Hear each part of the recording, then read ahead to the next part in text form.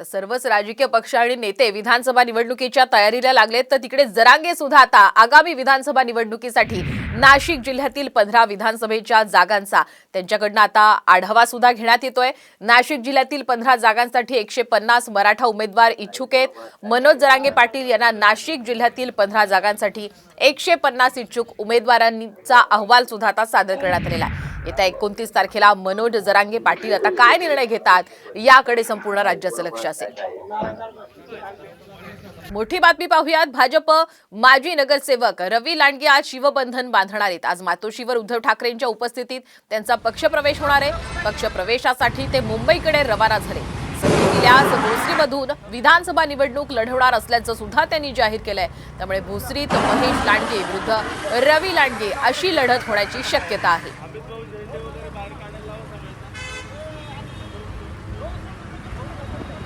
भोसरीच्या आमदारांनी तो विचार एक बाजूला ठेवून वेगळा मार्ग अवलंबला।